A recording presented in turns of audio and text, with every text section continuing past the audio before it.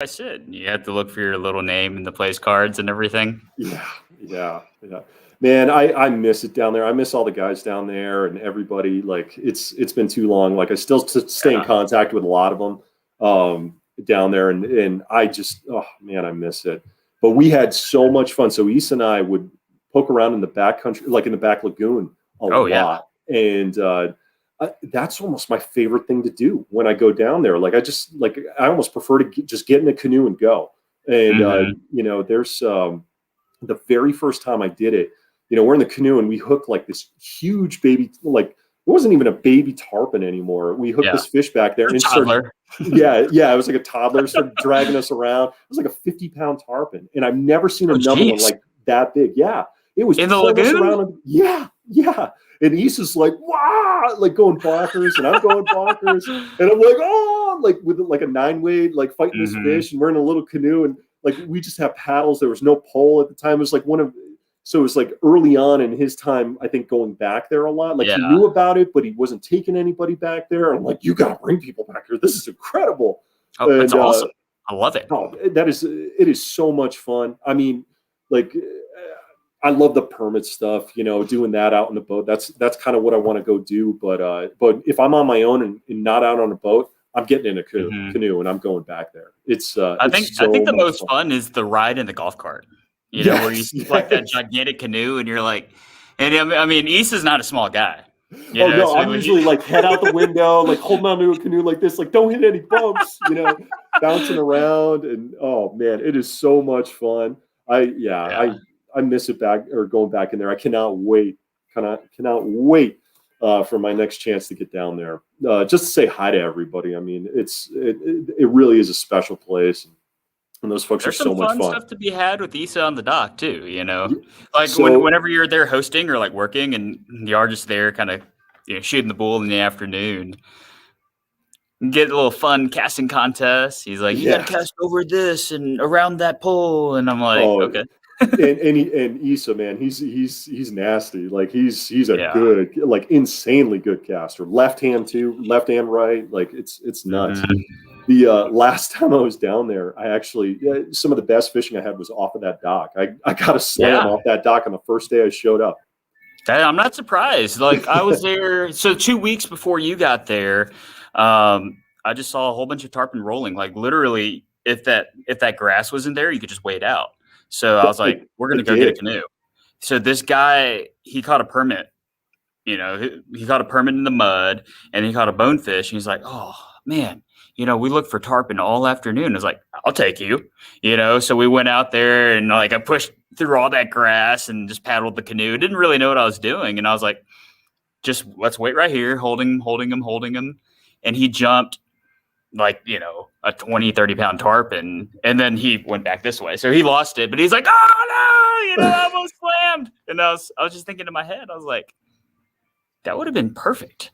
I would have made it on the little guide board, yeah, that's awesome. Just man. Captain and Ian, host. Yeah, absolutely. I mean, that place is so much fun. But is there any way to see like if anybody's on, or I mean, we're like 7 minutes in now, and I think maybe we should introduce ourselves. I guess absolutely. Yeah, literally, I have no idea whether anyone's watching this or not right now. So I got to remember that there might be people watching. But first off, Happy Earth Day, everybody that's watching. It's Happy Earth Day. Happy I Earth confessed earlier it's my wife's birthday today. We're celebrating tomorrow, so don't feel bad for her. That was the plan all along. Oh, there we go. Orvis Company's watching. Nice. So I hope I didn't mess that up and Earth Day is like tomorrow or something like that. No, today is Earth Day. It is Earth Day. I'm 100% certain since 1970, I think. Sweet. I don't know why I know that. Nice. But it's all right. Earth Day's 40 years old. That's awesome. Let me get us kicked off here. My name is Ian from Orvis in Charlotte. I manage the Charlotte store here, and it's my pleasure to bring the Saltwater Blitz to you. And I have my friend Pete Kutzer here. He's actually the guy I used to watch on YouTube that taught me how to cast a fly rod. So everything, all all the spouses out there that are mad at me for selling their spouse a really nice fly rod, you could blame it all on Pete because he's the one that got me into it. But with all that being said, he's a great teacher and a great guy, and I'm really excited to be here tonight. But Pete, why don't you introduce yourself a little bit? Sure. Well, thank you, Ian. So my name's Pete Kutzer. I'm a fly casting instructor at Orvis. I also, my primary responsibility is I'm the Endorsed operations manager for the Orvis company. So I work with a lot of guides, lodges, outfitters all across the country. Mostly I focus on the East Coast. And so I spent a lot of time up here in the Northeast, Southeast, a little bit in Canada. And like Ian and I were just both joking how much fun we had going down to Belize and how much we enjoyed down there. But I spent a lot of time saltwater fishing, and I'm really, really excited to be able to talk to you a lot of you folks about saltwater fishing and just how much fun it is and how enjoyable it is. And it's, a lot of people don't realize that you can catch a lot of the same fish you catch with spin tackle, you can catch with fly tackle. And the saltwater species are a lot of fun with fly tackle. And so, we were going to, I think, take like a little introductory approach, but I want to know, Ian, a little bit more about yourself and what got you into saltwater fly fishing. Like, what was that moment where it's like, oh, I want to do this? Because I know I've had it. And I know everybody I talk to, they all say like, okay, there was this one time, I tried it for the first time and hooked my first whatever it was, and it just fell in love with it. And it's pretty infectious, the saltwater thing. Oh yeah. Well, for me, a lot of it has to do with that teamwork. I caught my first saltwater fish. It was a redfish down in Louisiana with my old boss, Alex Bean, who taught me a lot of the stuff that I know about saltwater fishing. Nice. And I still remember it like it's, like it was yesterday. We're pulling this little pond, going left. Fish were swimming, starting at 11 o'clock, kind of moving towards us. So I had to make a 9 o'clock shot. I didn't blow it. I was really scared. Like I was trying to I was really psyched about like, okay, don't trout set, don't lift your rod. And that was the moment that I fell in love with saltwater fishing. Nice. Just that time alone on the boat, kind of two people, two minds with one single mission. Nice. That's what I love about it. That and the sight casting aspect of feeding that fish versus kind of shooting in the dark, if you're fishing a pool or something like that.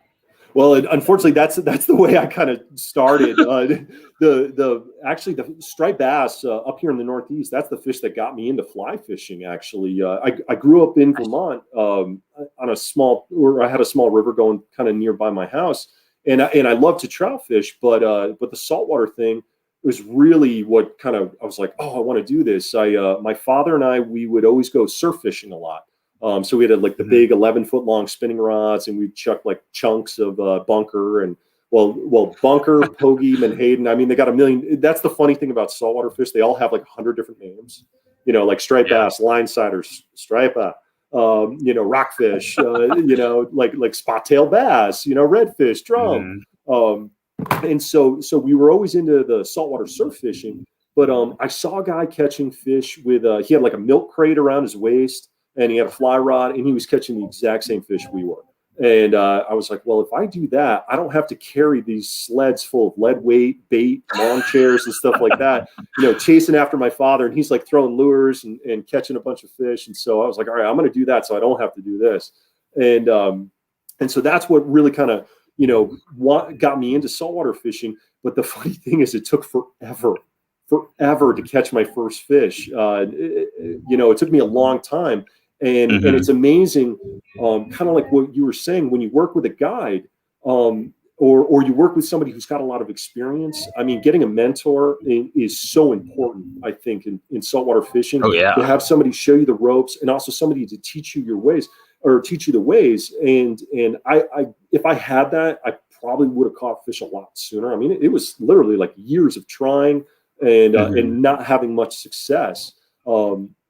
I just fell in love with it, though. The casting was fun, but for the striper fishing, for me, for a while, it was all about just like, okay, how far can you cast it, and how much water can you cover, and that was always kind of the thing for a long time for me. But then I started seeing fish in shallow water, and I would like knee deep water, pretty shallow. I would see these stripers cruising through, and you know, I ended up catching one, and I just like fell in love with the flats thing. And so, like you, the visual aspect, you know, you see the fish, you put the fly in the right spot, you strip the fly, you see the fish's reaction, you can see its body language change. Like that was the thing that really, really just kind of like struck a chord with me, and just like, all right, this is what I want to do. This is what I want to do. And just, you know, kind of fell in love with it. And so I think, you know, so that's kind of, you know, my story. And then, you know, I was working at Orvis later on and sort of traveling around with Orvis, and I lived in the Keys for a little while. And so I got to spend some time down there and had some great friends, like one of my best friends, Captain Dave Yoder, down in the Keys. He kind of really showed me the ropes, and as painful as it probably was for him, you know, here's this guy, he could cast a little bit, but he can't fish for a darn. I'm going to try and watch my mouth. You know, I'm from the Northeast, and we sometimes curse a little bit. But and I've had a proper Southerner like us. Yeah, I know. You guys are so nice all the time. And but cheers. Cheers. So, you know, he showed me a lot, and he taught me a ton. And I still get out and fish with him every so often. It's been a little tougher now with, you know, the state of the situation right now. And so, you know, I'm really glad we get to do this kind of stuff, though, and talk about saltwater fishing. And so Ian, you and I, before we're doing this, we were talking a little bit of kind of like an outline, a little bit on you know, a good step-by-step process, or a good way to kind of get into saltwater fishing. And I was wondering, like, what are some things that you like to do to get, like, if somebody says, hey, I'm a trout fisherman or a trout angler, you know, I've started fly fishing, but I'm going down to Florida, or I'm going to the coast, you know, I'm going to North Carolina or South Carolina, or I'm coming up to the Northeast, and I want to saltwater fly fish. You know, what are some things that you like to tell somebody for their first time? You know, you deal with this daily. On a daily basis. We love it. I would say that it might be helpful to kind of talk about what are some of the differences first of saltwater fishing and trout angling, you know, and that kind of, I guess, maps out what we talk a lot about when people come into the store and ask us, hey, we want to go down to Belize, or we want to go down to the Keys, or we want to go to Louisiana. What should I do? Because it's really overwhelming, you know, because kind of like what you're saying, most people think about saltwater fishing as just a spin fish, or just a spin tackle or bait cast tackle sport.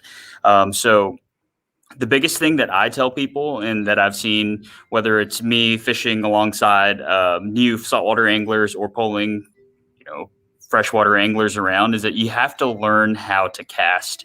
And you don't have that time where you can kind of sit down and, you know, pick out what's going on. Because as you know, especially in flats fishing, a lot of times that opportunity and that window is about this big. Yeah. You know, you might get 2 shots, you might get 3 if you're really lucky, but oftentimes that first shot needs to be fast and it needs to count. So that's always the first thing that we work on. You couldn't agree more. Speed and accuracy. Speed and accuracy is number one. Speed and accuracy. Yeah. So speaking of speed and accuracy, talk a little bit about the ready position, because that's one of the things that a lot of people don't understand. They don't understand, like, all right, I can cast really far, but what they don't realize is in saltwater fly fishing, a lot of times you don't have 40, 50 feet of line outside of your rod to pick up your cast and make that first one. You're starting with a lot less. So yeah, talk a little bit more about that. Absolutely. So, so for the ready position, you know, when you're in a flats fishing scenario, and you're looking for fish, or you're trying to see a fish, you know, you want to be in a good ready position where you can make that first cast count. And so I like to hold my fly kind of in. So I'm a right-handed caster. I usually hold my fly by the bend of the hook in my hand. And there's other ways you can do this. This is the way I like to do it, though. And then in my rod, I'm going to have all my lines stripped out already on the deck of the boat. So let's say, and I want to kind of preface this a little bit. So you're going to hear a lot of people talk about, okay, well, if you really want to catch a bonefish, you got to be able to cast 70 feet into the wind. And that's totally bogus. You know, that's totally bogus. I've caught a lot of bonefish 10, 15, 20 feet away. Okay. A lot.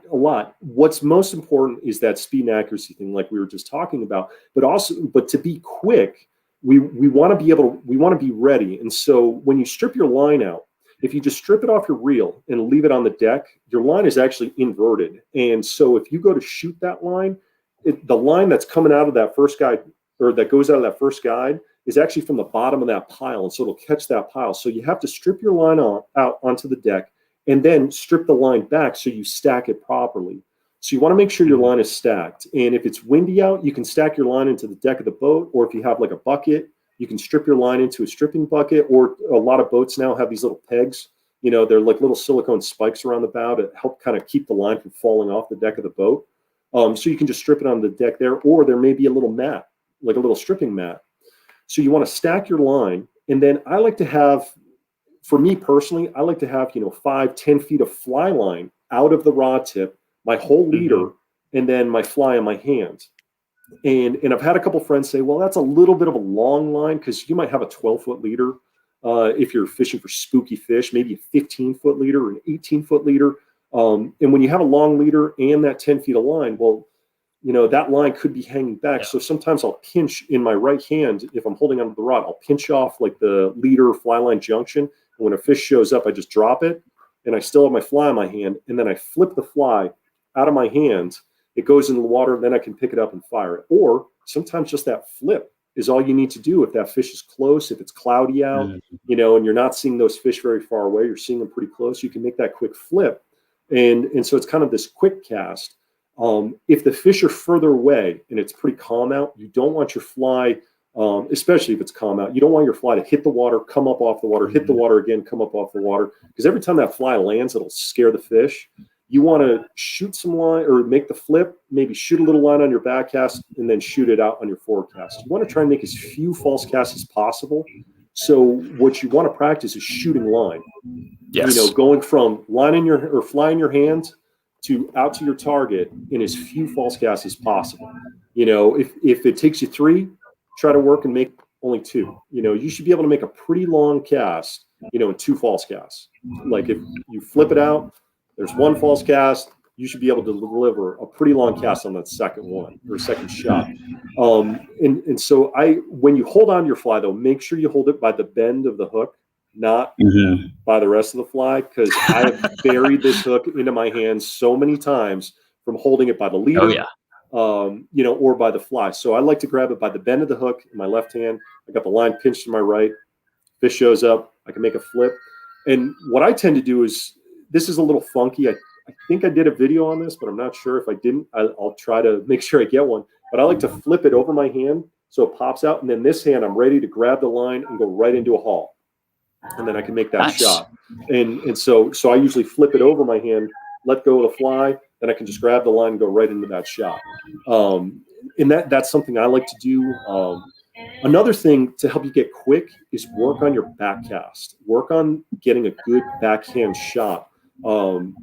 You'll read in a lot of casting stuff like, oh yeah, if you got a strong wind blowing at your casting shoulder, tilt your rod over your head, cast this way.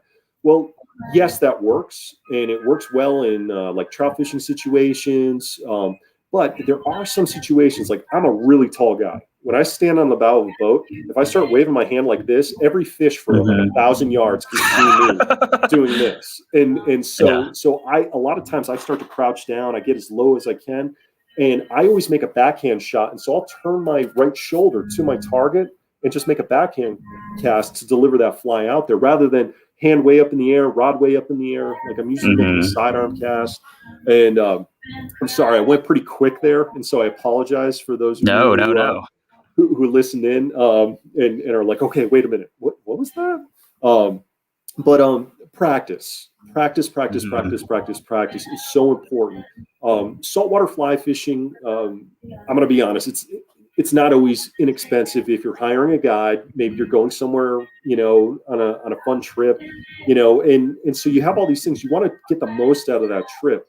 And you're getting a lot of knowledge from that guide, and that's what you're paying for. You're paying for that knowledge, that experience, and so that guy's trying to get you set up on fish. And when you work with a guide, there's a lot of teamwork going on, and so So you have expectations as the angler saying, oh, I want to go and I want to catch this 30-pound permit or something like that. And well, your guide also has expectations.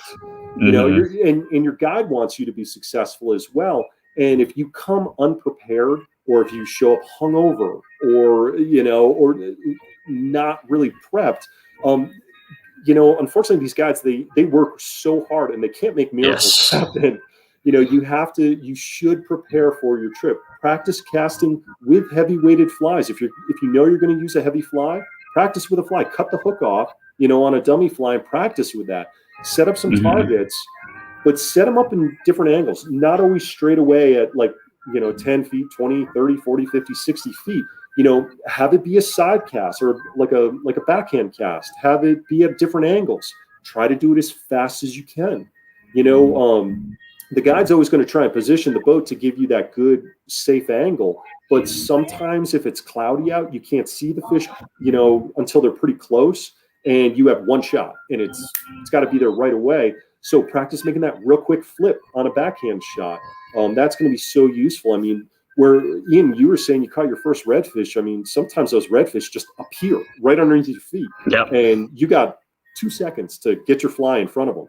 And you know, it may be 2 feet away, but they might not notice you just yet. And so if you can get your fly there, that could be the difference between a no fish day and a fish day.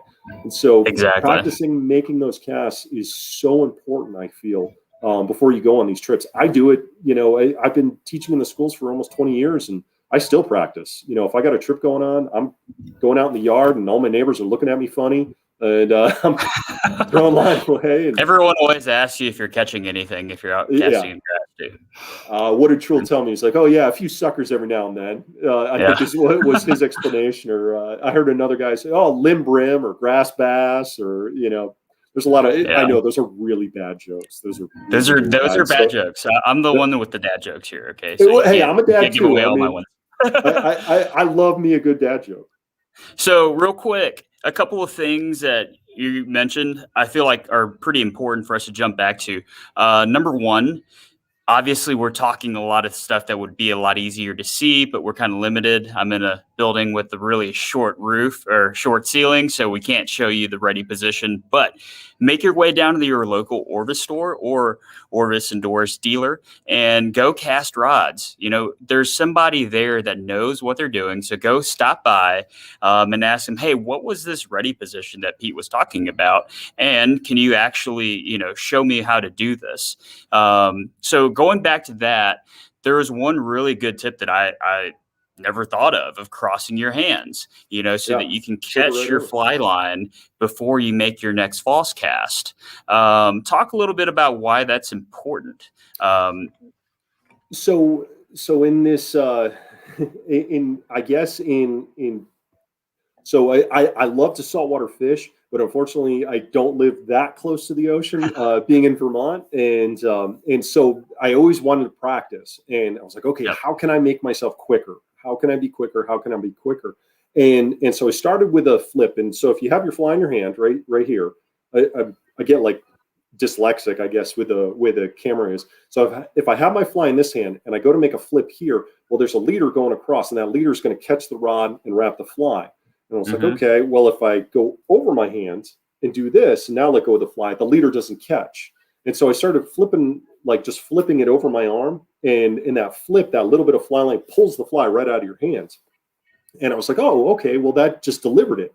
And if I had 10 feet of fly line and let's say a 12-foot leader, well, now I'm 22 feet away from my rod tip. And if you count the rod, I'm almost 30 feet away from where I'm standing. Yeah. And so that's a 30-foot shot, you know, basically right there. Just like that, without a false cast, not doing not double hauling, none of that stuff. And so I started playing around with that. And then I was like, okay, well, what does it look like if I make a backhand flip over this way, over that way? And I started working, like I stand still and I just work in a circle around myself without moving my feet, and just making a flip here, making a flip here, a flip here, and just practicing that. And then I feel pretty comfortable, like I can cast, you know, in this 30-foot radius, you know, kind of around me. And so if it's a cloudy day or it's really windy and you're not seeing the fish until they're almost under the boat, I can make that flip without having to do a false cast and waste any time. And I could get that fly out there. And then working on that flip, I then started thinking about, okay, well, I don't want that fly to slap on the water. Mm-hmm. So I did the flip, and I had my hand here, and I just came across, and I just grabbed my fly line once and went right into a back cast. And I was like, oh, well, if I just pull a little bit, I'm doing a haul. And so I kind of did the haul and then shot it, and I got that extra 10, 15, 20 feet. And so now I was out to 40 feet, let's say, away from where I was standing. And, I'm a huge fan of like knowing your distance or knowing the distance of the fly line, like how far how far away that is, and it really helps to get on the same page with your guide when you're going like, okay, are those fish 20 feet away, 30 feet away, 60 feet away? And I really got to hand it to the product developers. So with that pro saltwater fly line, actually all the pro lines, these guys, there is a indicator on that line. So it changes. It changes colors 3 times. The first 10 feet is white. Then it's blue for the next 20 feet. So at 30 feet, it then changes to like a bright colored running line, which I think is such a great idea. So where 30 feet is, because most lines are weighed in that first 30 feet. Actually, all lines, they're weighed in the first 30 feet. That tells it if it's a 8 weight, a 9 weight, a 10 weight, a 12 weight, is how much that line weighs in the first 30 feet. And that's the amount of line that really gets a rod to load or bend when you're casting. So that's a great length to know. If you got 30 feet at your rod tip, it's ready to fire. Like you can make a long cast with that 30-foot color change at your rod tip without a haul. It'll go as long as it's a good cast. And so knowing that color and also knowing, okay, well, this is a 10-foot shot. That's a 30-foot shot. Okay, that's a 40-foot shot if it's at your rod tip. It doesn't take into consideration your leader, but you have to kind of eyeball that. But I'm a huge fan of those color changes in lines for that reference point. Absolutely. There's also a color change in that first one that's 8 feet. So you were talking about having some fly line out of your rod tip. Yes. That's a good indicator of like, all right, that's going to be enough to at least get the rod moving whenever I'm in that ready position as well. Absolutely. I look for that all the time. And that's my indication. Like, okay, that's how much overhang I want out of the rod tip when I'm holding onto my fly. And I'm like, okay, where are they? Where are they? When are they going to get here? It's I love that kind of, and you can, even if you don't have those color changes, if you for a practice line, I don't recommend going out buying a new line and then practicing with it on the lawn. It's going to beat up your line. But if you have an old fly line and you're looking at a new one for your next saltwater trip, take a line and you can put little marks on your fly line so you can start kind of getting a reference or getting an idea, just a little black Sharpie or something. Put a dash on your line. Okay, this is at 10 feet. This is at 30 feet. So you can start to eyeball that, because it's really good to know, okay, what does 20 feet look like? What does 30 feet look like? Because a lot of guys, they use their push pole as their reference. Be like, okay, this is a 20-foot push pole. And so they kind of eyeball it. Okay, well, it's 2 push poles away. So that's a 40-foot shot. They like to look at it like that. And so they're always calling out those numbers like, okay, redfish, 30 feet, 9 o'clock, go. And so now you have a reference. Okay, what does 30 feet look like, with your fly line? It's kind of hard to, think about it in that split second, A lot of things happen very fast in that split second. So one quick question I got for you. So, sure. Obviously we're talking about it from a beginner's perspective. What's a good combo that you would recommend for someone to come in and test cast, if they're like, hey, I want to go in and, cast some saltwater fly rods for the first time? Because the other thing I would add to what you're saying too is you got to practice with big rods. Yes. Casting an 8 weight, a 10 weight, a 12 weight is not the same as casting a 4 weight and a 5 weight. Absolutely. And you learn that real fast. Yes, you're absolutely right. So double hauling, when people think saltwater fishing, like double hauling, it's like peanut butter and jelly. I mean, they usually go kind of like hand in hand. And I know I just said, well, you don't necessarily have to, but it does help. It helps a tremendous amount being able to double haul. But you want to be able to double haul well. But those heavier weight rods make it a lot easier to learn how to double haul. 8 weights, 9 weights, 10 weights. It becomes much easier to learn how to double haul. You feel the weight of the line pulling your hand back when you set up on your back haul. And then when you make your haul on your forward cast, you'll feel it pull your hand forward. a little bit more than say with a 5-weight. So 8-weights are great rods, and it's probably our most popular rod that we sell outside of a 5-weight. I mean, you know this better than I do.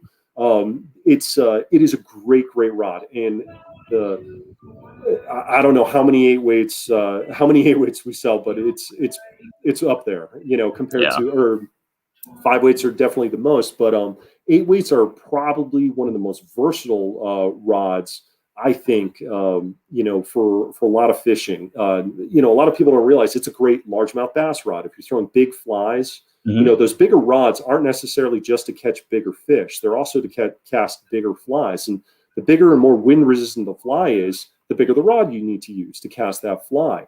You know, it's pretty funny. A lot of these tarpon flies you could cast with a 6-weight. You know, or there's trout flies that are bigger than most tarpon flies now. You don't want to fight a tarpon with a 6-weight, though. No, you definitely don't want to fight a tarpon with a 6-weight. But you know, you're not casting those big flies. You're fighting that big fish with that rod. But you know, with largemouth bass, you know, for example, they eat frogs. You know, like some large frogs, and so you're casting a big fly sometimes for those fish, and so you need that heavier weight rod to cast that fly. But there's trout that are bigger than some largemouth bass. And so, so you need to pick the rod to the fish you're going after and to the flies you're going to cast. That's pretty important.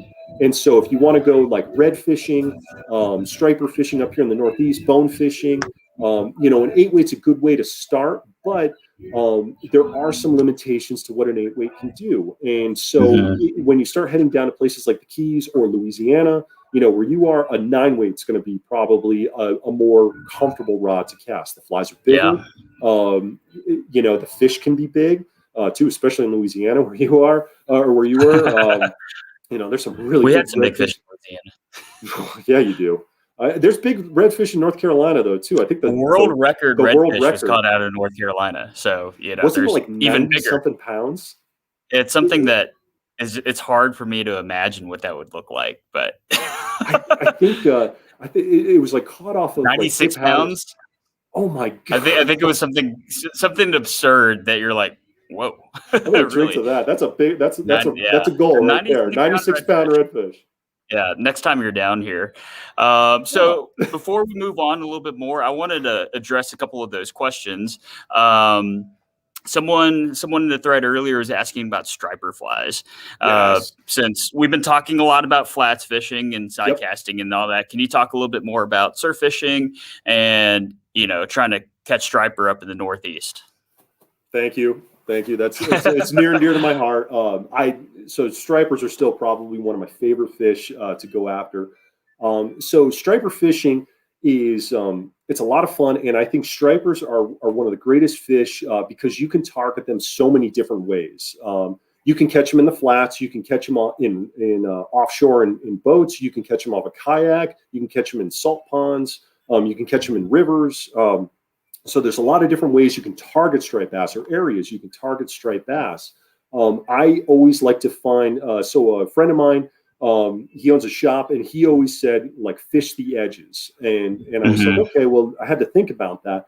And so what he meant by edges is where you have fast current, slow current, water, rocks, you know, deep, shallow, like any kind of edge where you have a change, like that's a good spot to look at, especially when you have tide moving. Because any change like that, it can pin bait, it can provide an ambush spot, things like that. Like stripers have really big tails, and they're pretty powerful fish, and so they can hold in some pretty fast current. It's pretty remarkable. And you know, so you want to target, or there's so many different areas you can target stripers, but flies are profile is probably the most important thing rather than fly selection. So stripers, they eat so many different things. There was a study done a long time ago, and I remember reading it, where I think they found like a garden snake or a garter snake in a striper's stomach. Like, and this is like a striper up in the Northeast. You know, like they'll eat a lot of different things. You know, they're pretty opportunistic, but they do key in on stuff. And let's say there's like a menhaden. I'm going to use the technical term, I guess, instead of calling them a bunker or a pogey or something.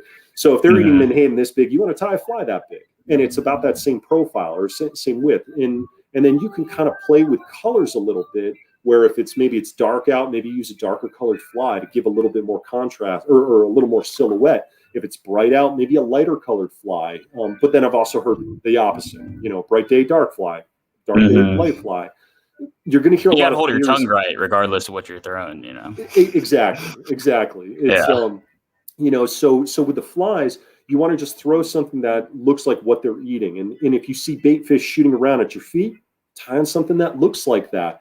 But then there's situations, just like with trout fishing, where maybe you need to throw an attractor pattern. Maybe it's a really crazy wild color, like a tutti frutti kind of clouser or something like that, just so it stands out a little bit if there's a lot of bait. But I think the best way, if you're new to striper fishing and you're getting into it, I don't think you can beat just starting off with an 8-weight and a floating line and a clouser. Maybe like a 9-foot, 16-pound test leader and a clouser, like a chartreuse over white, dumbbell-eyed clouser. It is that fly catches everything, and that's a great way to start off with just about any saltwater fish, really. Everything eats bait. Yeah, everything eats bait. Yeah, shrimp is bait. Yeah, so big fish eat small fish. Yeah, absolutely. Couple other quick notes. Charlie Emanuel, fellow Orvis, Charlie Emanuel, said that the redfish was 94.2 pounds. Whoa. So 94.2. As we're talking about flies, though, I feel like this is a really good conversation to have because, in freshwater fly fishing, a lot of times we want to match the hatch, kind of like what you're talking about. Oftentimes the hatch is a bait fish or a shrimp or a crab or something like that. But personally, what you will find in my fly box is you have a variance in color, you have a variance in weight, and you have a variance in profile. So those are kind of the three big things that I think about.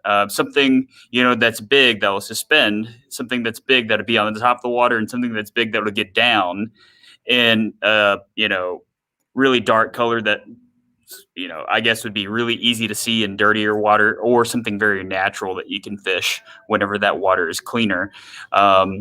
What are your thoughts on those things? Like if you're coming into a store, which by the way, most Orvis stores, they have fishing managers that buy really great flies for some of our best destinations. So a quick shout out to Orvis Adventures. Right before we got on, Pete and I were talking about El Pescador, which is one of our, favorite places of all time. It's such a great place to cut your teeth, saltwater fly fishing. Yeah, because there's something literally for everybody there, which is what I think makes that place so special. But, we have flies here in our store in Charlotte that will work there. And, any local Orvis store will have all that stuff. But let's talk a little bit about, what are you taking down there? So if you're going down to El Pescador, if you're going to Louisiana, what's in your fly box? Oh, well, they're going to be two different things. Pretty different. Two very different things. Well, let's talk about tropical stuff first. So, when I say tropical inshore fishing, bonefish, tarpon, permit, snook, what would you be fishing there versus, say, inshore marsh fishing? Yeah. So if I was going to go down and so we would put together little fly kits and stuff, and we've done so many schools down there at El Pescador, and it's been so much fun where, we'll get somebody who's never even fly fished before, showing up in our saltwater schools. We'll do casting lessons on the first day, and then it's like 3 days of guided fishing after that. And it's just so much fun. Excuse me. It's so much fun to see somebody catch their first bonefish. They've never caught a bone or a fish on a fly rod before, or a fish period.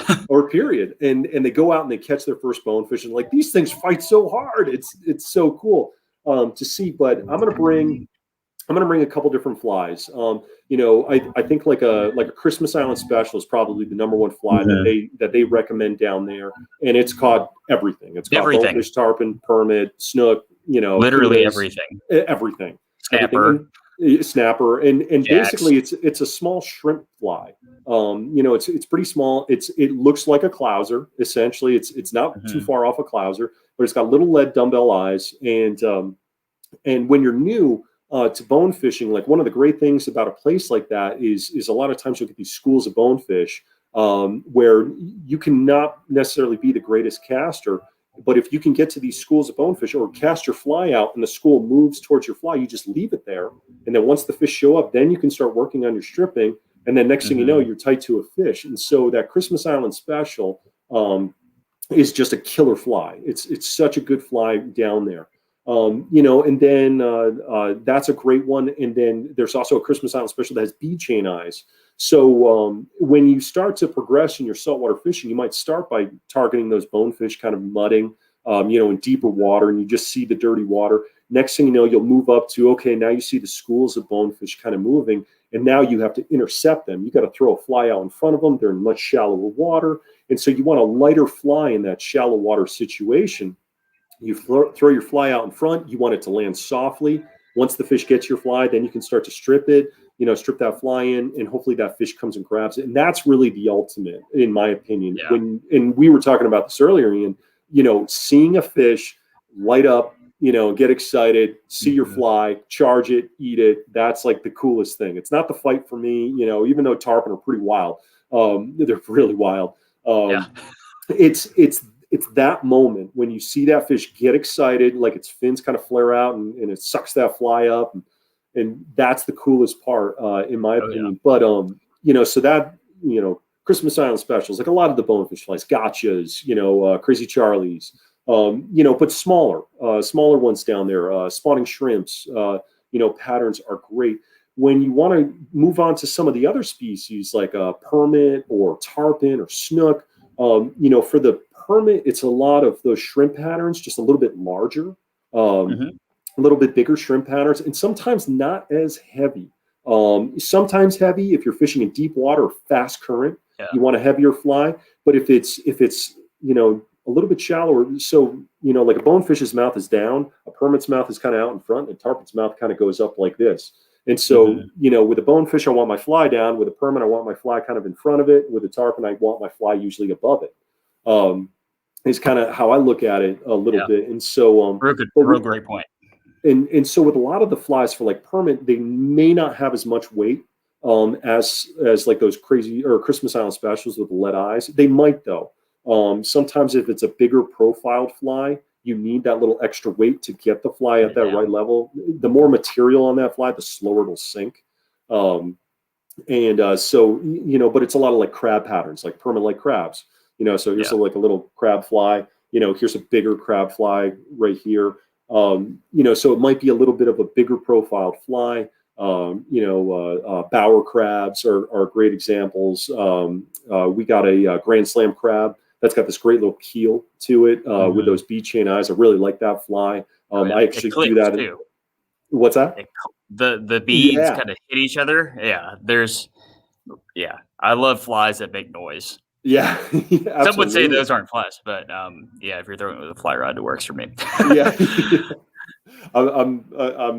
I get a little dirty from time to time with some of my flies. I mean, I don't soak them in crab juice. Or as long as you're not soaking it and stuff, I have a line there.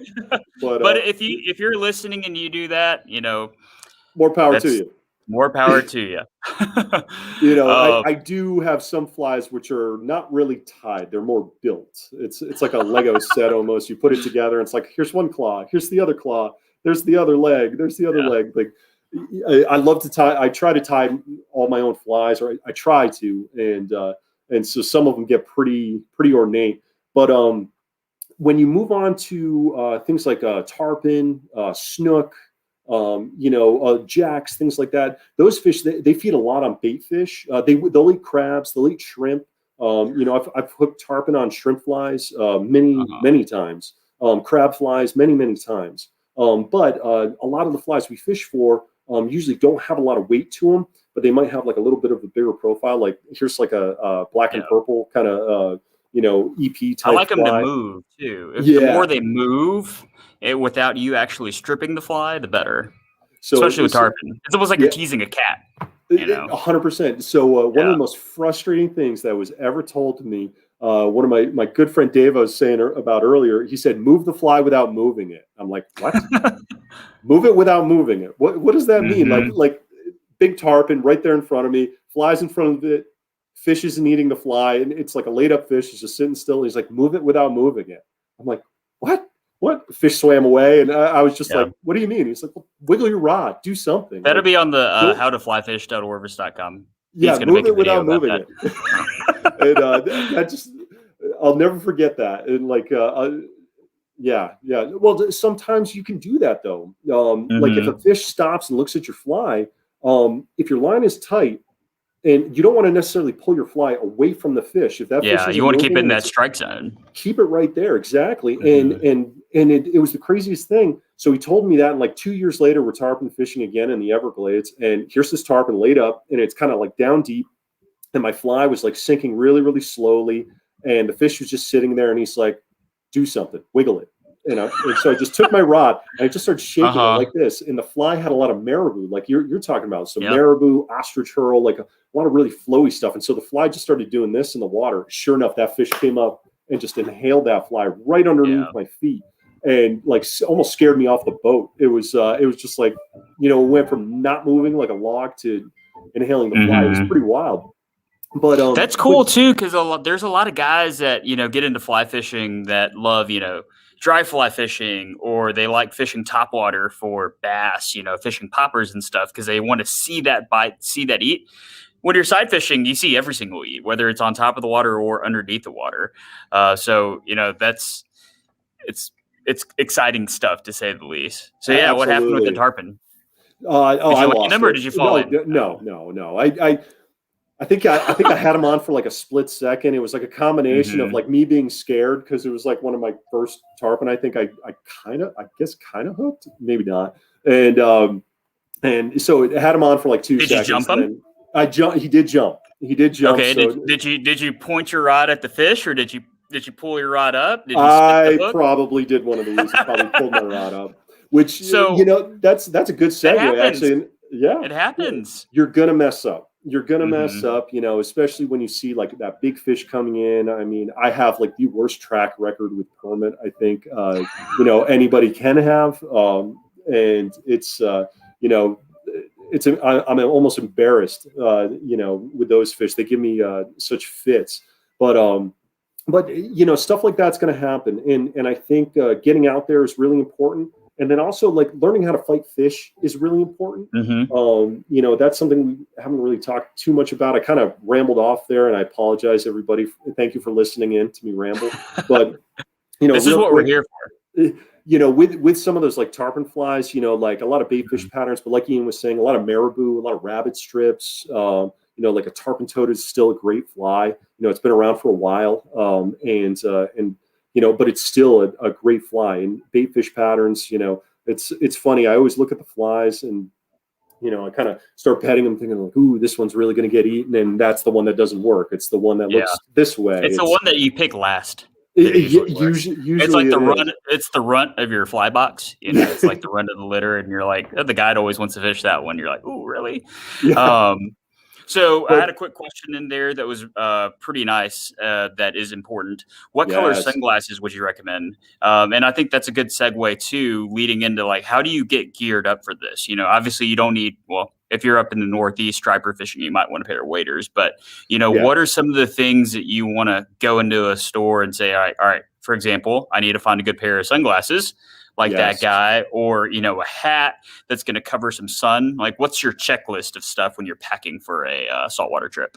100%. So for sunglasses, sunglasses are the most important piece of equipment. Absolutely. When you go saltwater fishing. I mean, hands down. If I forget a certain fly box, or, maybe some spools of tippet material or whatever, and I'm on the way, I'll go. If I forget my sunglasses, I turn around and come back. And we're going back. We got to get, got to go back to the dock. Sunglasses are incredibly important for safety and to help you spot fish. And when you're in a sight fishing situation, I like a brown or copper lens on a bright sunny day.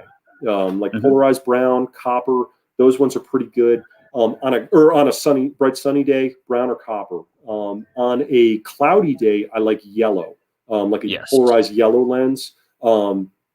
Those polarized yellow lenses, though, when it gets brighter out, I personally do get like a headache sometimes because they're not dark enough if it's really sunny out. So if it starts cloudy and gets to sunny, I always bring 2 pairs of sunglasses with me when I go saltwater fishing. I bring a light pair and a dark pair. It's a good tip for backups too. Yeah, absolutely. I mean, if you drop your sunglasses in the water. I had a friend, we were fishing in the Keys. He lost his sunglasses feeding a tarpon at, one of those little docks, so I had a backup pair of sunglasses. Absolutely. The other thing that I would add to that too, is you want to make sure you have, a good pair of wraparound sunglasses, like, most of Costa's, like this is a pair of tuna alleys here. I wore Costa permits for a long time because they cover, a lot of stuff right here, so you don't get that light bleed in. And I have a really big head, so it just wraps around and kind of lets me see everything more clearly. But yeah, the sunglasses are so important. What else? So, because for me, it's the hat. Like if I have 2 pairs of sunglasses, I keep one in my boat bag, but the hat is kind of like, I don't want to be out there doing this the entire time. Exactly. So I love, I always wear a hat when I go. I like a darker bottom to my hat. And so I'll like kind of like pull it down a little bit. So I try to get as little sun coming in from above and from underneath. Like you said, like good wraparound sunglasses. I like, wide brim hats are great. Because you're trying to protect yourself from the sun too. Yeah. It's going to get hot out. It's going to be, if you're fishing down south, it's going to get hot out. If you're up in the Northeast, it still gets warm out in the summertime. And so a good hat, those are important pieces of equipment. I personally like to bring a good pair of pliers, like saltwater corrosion resistant pliers myself. If you're going with a guide though, they're going to provide all this stuff for you. Maybe not the sunglasses though. So you always want to bring sunglasses with you. Sunblock, you always want to bring with you. Weather appropriate clothing, a light jacket. Even if it's a bright sunny day out, I always bring a rain shell. If I'm in a boat and we're running and it gets windy at all, you're going to get a lot of spray in chop, especially like in a small flats boat. And so I always bring like a rain shell when I go. Even when I go to Belize, sometimes I have like rain pants on and a rain shell because we're running and it's, maybe we're running through a thunderstorm or by a thunderstorm. And there's like some rain. Hopefully, we're not fishing it. We're not going to be fishing it. That's foolish. But we at least you're not holding the push pole. Yeah. The push pole is longer than the fly rod. So yeah. Well, you've seen how tall I am. When I hold a rod That's up true. like this, if you're holding the fly rod, then it's about the same height. But for me, I'm safe. And so definitely like long sleeve. I like wearing pants when I go to tropical, like fishing in the tropics. I've sunburnt Are you a my socks knees. guy? I am not. I am a barefoot guy. I'm barefoot. I'm a barefoot guy too. I'm a barefoot guy. Tell the people why you're a barefoot guy. That's a good question. So I go barefoot. I don't wear shoes that much. I've had all sorts of like weird foot problems. And I always have like a pair of flip flops, but when I get up to fish, I always take them off. And the reason is when I'm stripping that line in, I want to be able to make sure I'm not stepping on that line with my bare feet. And so I make sure, but you got to make sure you put sunblock on your feet because nothing is worse than a torched top of your foot. My gosh. It's happened way too often. Yeah, it's bad. A lot. It's bad. And, make sure you cover your feet. So if you don't want to do that, or reapply, socks are fine. You can still feel that line. But that's why I'm not a shoe guy when I'm up on the deck of the boat. I have worn shoes, and if you're going to wear shoes, make sure you're not wearing anything with like a big heavy lug sole that the fly line could get stuck underneath. Like you want like a boat shoe, something with a very very flat sole where you could feel if there was something underneath it. If you're fishing like where you were in Louisiana, in the wintertime, it gets cold. It gets cold. It gets really cold. It gets really cold. And so that's where I would wear shoes, but I'm usually wearing like tennis sneakers or something like that, or some kind of shoe with a very very flat sole though. That doesn't. And something non-marking for your guys have to go home and they clean their boats every day, and if you're exactly stuffing shoe marks on it, you will not get that call back. Yeah, that's one less thing they have to do. There's a great question about fly lines in there. I personally don't 90% of the time I'm fishing a floating line. One of the things that we were talking about earlier is getting that fast presentation. If you miss the first time and you're lucky enough for that fish to still be around, if you have a sinking line or even a sinking tip, it's just really hard to get that fly off the water to put it back down. So most of the time, if I need even a little bit of extra depth, I'm going to gain that through a longer leader or a heavier fly. But one important thing about fly lines that we hadn't talked about yet, saltwater fishing, there's cold saltwater fishing and there's tropical saltwater fishing. All fly lines basically are like, or at least the ones that we sell, there's a core and then there's gunk on the outside that's, that's going to weight the fly line and actually let you cast. And the core is one important thing to talk about. For example, I have a saltwater tropic and a saltwater all-rounder, and one of them is made for really warm temperatures and one of them is made for cold temperatures. Pete, why is that important? It's pretty important because the one that's made for cold temperatures, if you bring it into really hot water, like let's say you take your all-rounder line, bring it down to the tropics, it's going to get sticky. It's going to get stinky. It's going to get very, very limp, and it could cause tangles and things like that. If you take that tropical line that's designed for warm water, bring it up into cold water, it's going to get a lot of coils, and it's going to be very, very stiff, and it won't shoot through the guides very nicely. Was it Chef Flex 778 asked about that fly line? I love that name, Chef Flex. That's awesome. I do use sinking lines a fair amount up in the Northeast for striped bass. Up in the Northeast, yeah. I use them a fair amount, and I have used a lot of intermediate lines and even some sinking lines, tarpon fishing in like channels and stuff like that. I'll do the channel thing. It's fun, to hook into some big fish. You never know what you're going to get. You never know what you're going to get. And I've caught some big tarpon doing that, but I would way rather fish in shallower water. And in that situation, I'm usually using a floating line. And like Ian said, I'll put on a heavier fly or a longer leader if I need to get down. But I have used like some intermediate tip lines or just full intermediate lines. We have a tropical intermediate line that works pretty well in that situation. And sometimes just that intermediate line, just get your fly to ride a little bit straighter rather than kind of bouncing up and down when you strip in with a floating line. So that intermediate line can be useful, but 90% of your fishing in saltwater, well, maybe not 90, but a huge percentage is going to be with just your floating line. You can cover a lot. Yeah. Well, one quick point in the comment section, Mark says, don't forget that you can get sunburn from the reflection. That's another reason why I like that dark bottom brim, because it just eats sun, so it doesn't bounce up at your hat and then down back in your eyes again. But yeah, that's a great point. And that's why sunscreen's important still. You wear UPF, whatever, UPF 50, UPF 30 in your clothing. But if you don't cover your nooks and crannies, I said this in the store today, you burn now, but you cut later, so make sure that you're covered up and you're well protected from the sun.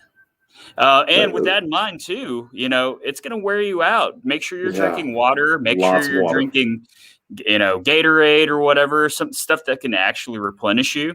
If you're drinking suds like Pete over there, make sure that you're not just drinking beer in the boat. Yes.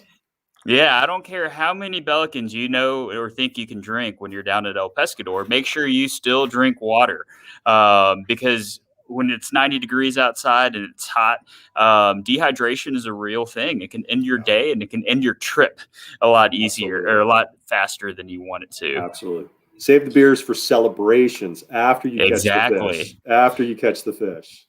Yeah. So we're kind of at an hour right now, and so I think we should maybe leave with some words of wisdom. It's getting late. I know people probably got to put kids to bed, or maybe they want to get a bite to eat or something like that. But what would be your tips, or your three things you tell somebody, to go do before they go on their next saltwater trip or their first saltwater trip? Well, I would go find good intel. If you go, again, I can't say this enough, go in your Orvis store and talk to somebody that has been saltwater fishing before. And, so that's number one. Set your expectations based on what they said. When I worked down at Belize for a little while, and everyone wanted to come and say, hey, I want to catch a permit, I want to catch a tarpon, but our big thing was, hey, let's cut our teeth on bonefish. They're going to be a little easier to catch. I would, if you honestly, just be honest with yourself. You want to catch fish regardless of what you think, especially if you're starting off. So have good expectations, talk to people, either whether it's an Orvis store or an Orvis Endorsed guide. We have a great Orvis Endorsed guide network too. And you can definitely go in and ask anyone in any of the Orvis stores for some intel on who to go fish with. Because they've all been vetted before and they know what they're talking about. So those are 2 things. And 3, just have the right gear. A lot of people come in the store and say, well, I'm not going to buy a saltwater rod because I only do it once a year. And in my head, I'm like, well, that means that you should buy the saltwater rod. So for the one time a year you go cast that 8 weight, 10 weight, you know what you're doing and you have that experience because you just threw down a whole bunch of money to go somewhere and a whole bunch of time to go somewhere. So practice with what you're going to be playing with. Don't go practice the ready position in with the 4 weight. Go throw your 8 weight, go throw your 10 weight, go through your 12 weight, and, get ready to go so that when you show up on the bow of the boat, you don't have to think about like, oh, what's that ready position that Pete was talking about again? So yeah, those are my 3 things. Go talk to someone that knows, and has been there before and done that. Make sure that you go practice and make sure that you have the right stuff for when you're going out. What about you? Oh man, you pretty much just nailed it on the head. All right, everything I was going to say. Okay, that's why I went first. Yeah. So I think you hit it right there. I mean, definitely go in, get some intel, and practice. I think going into any one of the retail stores, any one of the dealers, and just like ask them questions. Go on in. Okay, let me give all the listeners here a little tip. You're going to show up to a retail store and you're going to pump them for information. Bring treats. Be it beer, be it snacks, whatever. If you're not going to purchase anything, make sure you like this is valuable information that they have acquired over time, and so bring in a Snickers bar or it can be something like that. But bring treats. It's appreciated if you don't want to buy anything, and that's fine. But definitely get some intel. Practice. I can't stress that enough. Go out there and practice. If you have the equipment, practice with it before you go on that trip. If you don't have the equipment and you do go into a shop and you do practice, and you get some of that intel, when you go with an endorsed guide, one of our Orvis endorsed guides, they're going to have the equipment for you, okay, ready to use. But you should talk to that guide well in advance, and talk to him, say, okay, what do you think we're going to be doing? What are your expectations? What do you want me working on? Talking with that guide, and that guide's going to say, okay, well, you're coming to the Northeast, we're going to be targeting stripers, we're fishing bigger flies because there's a lot of menhaden around. All right, so we're going to be casting 10 weights or 11 weights, some big heavy rods and sinking lines. Okay, well, go into the shop and see if you can, hey, can I try your 11 weight or can I try your 10 weight? If you don't have it, so give that a shot. Make sure you bring treats though, if you're taking that rod off the rack. Another thing is, just manage your own expectations. Like, when you go on these trips, you're going to learn a lot. And so really like pay attention to your guide, take your guide's advice. These guys and girls, they're out on the water day in and day out. And this is something that they've worked really, really hard for, that they really enjoy. It's something that they're really passionate about. And they're going to be a wealth of knowledge. And there's so many little things that you're going to pick out from that day. But I think, and then most importantly, just enjoy it. Like enjoy your time out there. It's supposed to be fun. It's supposed to be fun. If you beat yourself up because you didn't catch that big permit, it's okay. It's okay. Yes, it may have cost a lot of money, but were you prepared? There's always a weather issue. There's there's the moon phases, there's tides, there's so many things that go into this. You're going out there to have fun, and this is supposed to be fun and it's supposed to be enjoyable. So that's, have fun is probably, my number one. That's number one. Yeah. That's you got to have a good time. Exactly. For sure. Because it's a lot of fun. And I know we're kind of going over the hour, and Drew's probably, wrap it up, wrap it up. But are there any more questions? I feel bad leaving anybody hanging.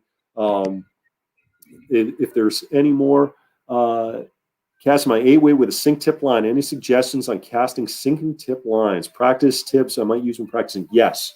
So when you're casting out of the water before you make your back cast. Yes. So shorten it up. So when you pick it up, a lot of times, like if I'm going to pick up maybe 10 or 12 feet of line or 20 feet of line, excuse me, I'll roll cast it first, get it up to the top of the water column, then I'll pick it up. And when you're casting those sinking lines, one thing I like to do is when I make a back cast, I like to pause and wait till that line goes totally straight. Let it go straight, and then you can go forward. If you do it a little bit soon, that sinking line will build up so much speed it could pop your fly off. So let it go totally straight behind you, and then make that forward cast. Some people like to do a little bit of an ovalized cast, so they'll come to the side a little bit, around over the top, and then let it fly. That's kind of called a Belgian cast with sinking lines. Yeah, that's fine. That's totally fine. If you're fishing with a weighted fly, that's a good idea. But sinking lines are tricky, but you got to get them to the surface of the water before you can pick them up. That's the first thing. So I'll do a roll cast, then pick it up, and then fire it. But definitely let it go straight behind you. Don't wait too long where it hits the water, and let it fly. They do cast. Usually they do launch pretty good. Sinking lines. You can reduce your false casts quite a bit with the sinking line. Yes. And also a lot of them have a color change. A lot of sinking lines have that distinctive color change, and that's the head and then the running line. You don't want to have much of that or that color change well out past the rod tip. You only need a foot or two, and then let it fly. So you might only have to carry, if you're going to make a long cast, maybe 30 feet of line up in the air, and then let it fly. And it's going to shoot like a rocket ship. But take your time. Like you almost slow down a little bit with those sinking lines. Maybe one more, or I feel like I'm going to get like one of those little hooks and it's just going to pull me off. What are some good David Paul, what are some good seasonal cues for targeting certain saltwater species? When should I schedule a trip with a guide? You're going to hear a different thing from everybody. I am a big fan of a new moon, or like around a new moon. I don't like full moons for saltwater fishing. That's me. So that's one thing I look for. And then the other is you want to make sure you get a good tide kind of moving. And usually you have that corresponds. Yeah, you get that corresponding with the moon. Good question though. Yeah, that's Paul. He's our fishing manager. I mean, the other thing too is no weather. If you're going down tropical fishing and it's January, you're a lot more likely to get that cold front pushing in to shut down your fishing. So, go in the warmer months. It's going to be less comfortable probably, but less likely to, get shut down by a cold front. Great question though. Yeah, those are all those things that, hopefully your local Orvis fishing manager or store manager or your local dealers, they'll have answers to all those questions. So go in, get rigged up, go ask questions, go pick the brains. If you're coming to Orvis, Charlotte, bring lots of snacks and treats. I'm not going to turn any of that down. And we'd love to talk about fly fishing more. You don't have to pull our legs to talk about fishing here. No, definitely not. I mean, I just rambled on for a while there, so I think they know I like it. Again, folks, it's always fun to get to talk to you. You're just a wealth of knowledge, so thanks for sharing all that with us today.